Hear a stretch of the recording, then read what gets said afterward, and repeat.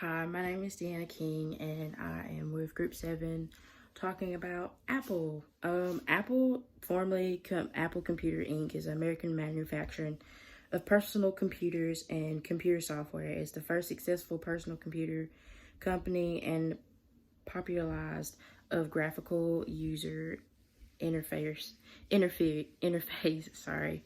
Headquarters is also located in California. And Apple all started with Stephen G. Wozniak.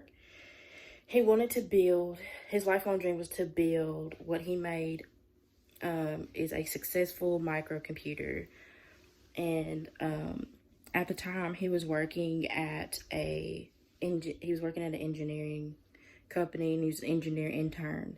And he had brought his idea up to his bosses and showed them what he had made. And they completely showed him no interest in what he made. Like, they were like, not even interested. He eventually took the product to Steve Jobs, his old high school classmate. And then they had took his product and went in his garage, and boom, that's when all the magic happened there in Steve Jobs' garage. And basically, him and Steve started making products and stuff like that.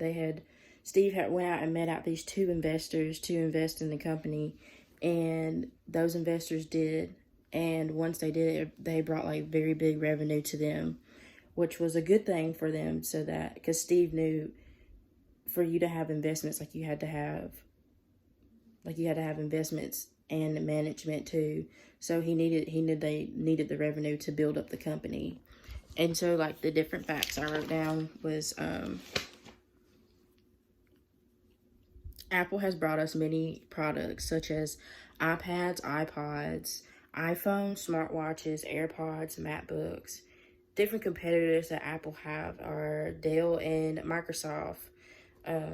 Apple's basically audience, you would say, is college students, universities, children, and businesses. Just use their softwares to make their companies or their schools better for them, and to be able to equip students and children with the knowledge that they need, especially during this time with virtual learning. Apple's revenue since building these different products and stuff like that has increased tremendously throughout this time. With going back on Steve Jobs and Stephen, after their company app became so successful, I remember researching about how Steve Jobs had went through and made these different series of computers with the Lisa computers, and he was so focused in on those those computers that his boss had took him away from, and Steve was devastated, he didn't know what to do next. And so eventually Steve had left Apple and went on and made another company called Next, and it was a high-speed computer company.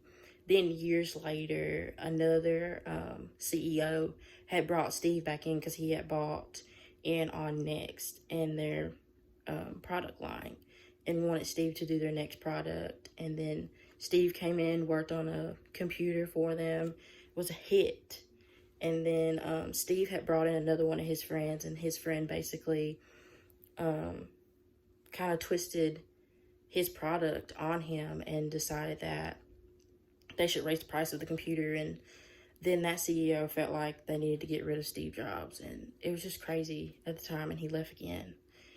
And then as you all know, then Steve eventually got sick and all that, and it was just really messed up, and he was having some health issues, but he later on came back when introducing iCloud. And once he did introduce iCloud, it was still up and down thing for Steve and his health, and he knew he needed to take time for that. But to close all this, I would say Apple all started in a family garage and is now the world's valuable and inspiring company.